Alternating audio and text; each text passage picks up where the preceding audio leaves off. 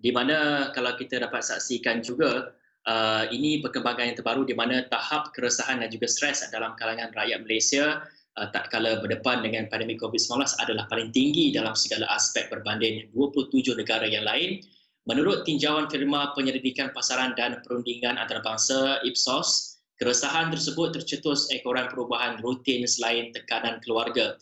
Dan bagi membincangkan mengenai perkara ini, kita bersama dengan pengerusi Institut Keselamatan dan Kesihatan Pekerjaan Kebangsaan NIOSH, Datuk Wilson Ugak Kumbong, untuk fokus kepada keselamatan pekerja ketika mana pekerja dari rumah atau work from home sedang dilaksanakan secara besar-besaran di seluruh negara. Dan kita tahu sejak daripada pelaksanaan PKP pada tahun lalu, kita dapat saksikan banyak industri-industri yang tidak penting ataupun bukan industri yang non-essential industri telah pun dibenarkan untuk bekerja daripada rumah dan sebagainya. Jadi kita ingin melihat kepada bagaimana agaknya tekanan-tekanan yang dihadapi mereka ketika mereka bekerja daripada rumah. Dan bersama dengan kita adalah Datuk Wilson. Datuk Wilson sudah bersedia di talian ketika ini? Okey. Datuk, mungkin dapat gariskan berdasarkan kajian Ipsos ini, apakah langkah yang perlu dilakukan oleh majikan untuk memastikan bahawa perubahan rutin bekerja dan organisasi yang tidak membebankan kesihatan mental pekerja sendiri? Okey, sebelum saya gariskan, saya nak terangkan sikit mengenai penularan jangkitan COVID-19 ini di tempat kerja. Sekarang ni semakin meningkat saban hari dengan wujudnya kluster-kluster baru berkaitan dengan tempat kerja yang dilaporkan setiap hari. Seperti yang dilaporkan oleh KKM setakat 10 Januari 2021, sebanyak 54.41% daripada 476 kluster baru yang dilaporkan melibatkan kluster tempat kerja. Ianya meningkat jika dibandingkan dengan gelombang kedua yang telah kita hadapi tahun lalu dengan hanya 22.72% merupakan kluster tempat kerja.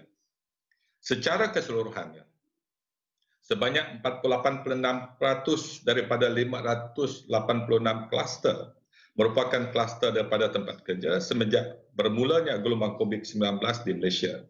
Peningkatan kes yang melibatkan tempat kerja dijangka akan meningkat dengan pelaksanaan saringan besar secara aktif tempat kerja. Namun, wujudnya kluster tempat kerja, kelancaran operasi akan terganggu dan premis tempat kerja juga perlu ditutup. So, saya minta majikan memainkan peranan yang amat penting dalam usaha membendung penularan jangkitan di tempat kerja. Langkah-langkah kawalan yang bersesuai dan amalan keselamatan dan kesihatan pekerjaan KKP perlu diterap bagi menyediakan tempat kerja yang selamat dan sihat. Dalam akta kita, Seksyen 15 Akta Keselamatan dan Kesihatan Pekerja 1994 menyatakan tanggungjawab majikan untuk memastikan keselamatan, kesihatan dan kebajikan semua pekerjanya semasa bekerja. Ini satu daripada diiktibar oleh majikan kita. Namun pekerja dan pihak-pihak berkaitan di tempat kerja juga perlu bersama-sama berganding bahu dengan sentiasa memberi kerjasama dan mematuhi segala arahan diberi oleh pihak majikan. Seksyen 24 Akta Keselamatan juga, Kesihatan Pekerja 1994 menyatakan tentang tanggungjawab pekerja antaranya adalah bekerjasama dengan majikan dalam mematuhi arahan yang berkaitan keselamatan dan kesihatan pekerja. Itu yang jelaslah. Baik, Datuk, bagaimana majikan perlu memastikan bahawa kesihatan mental pekerja yang bekerja dari rumah ini terjaga? Kadang-kadang terdapat rungutan daripada pekerja sendiri walaupun waktu bekerja sudah pun tamat, tetapi ada segelintir majikan masih arahkan atau menghantar mesej berkaitan dengan kerja selepas waktu bekerja. Bagaimana peranan majikan sebenarnya?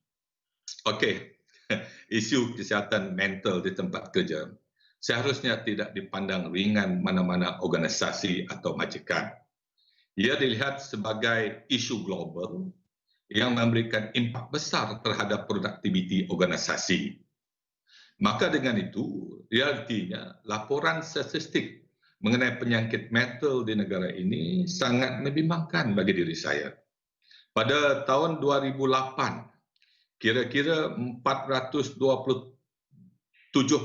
pesakit di negara ini mendapatkan bantuan psikiatri di hospital kerajaan. Jumlah ini terus meningkat dengan 2,000 kes baru, iaitu they call it centrofonia dilaporkan setiap tahun.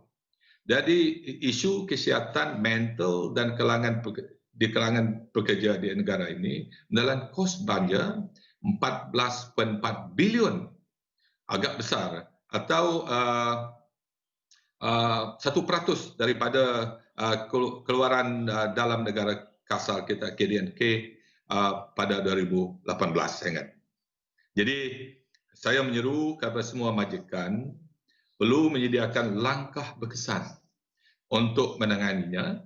Jika gagal, ia akan merugikan organisasi kerana masalah mental tempat kerja ibarat pembunuh senyap kepada tenaga kerja yang berkualiti. Jelas. Datuk, tinjauan itu juga mendapati wanita di bawah umur 35 tahun dan golongan berpendapatan rendah pula lebih cenderung untuk merasa resah dan tertekan berhubung dengan situasi pekerjaan. Apa yang perlu dilakukan oleh kerajaan bagi memastikan keresahan golongan wanita dan mereka yang berpendapatan rendah mengenai pekerjaan ini dapat ditangani dengan baik supaya tiada kejadian yang tidak diingini menimpa golongan ini? Saya percaya sebagai pengurus SINAIOS, kerajaan harus memberi satu langkah yang terbaik supaya majikan dapat memainkan peranan bersama. Kita tidak boleh biarkan wanita ini mendapat risiko dan sebagainya, tetapi saya percayalah pihak majikan perlu mengambil kira fakta tekanan kerja dan risiko. Dan juga dalam mempromosikan strategi kesihatan pekerja ini dapat mengurangkan penyakit dan kos, dan ianya dapat menguntung win-win situation di masa akan datang.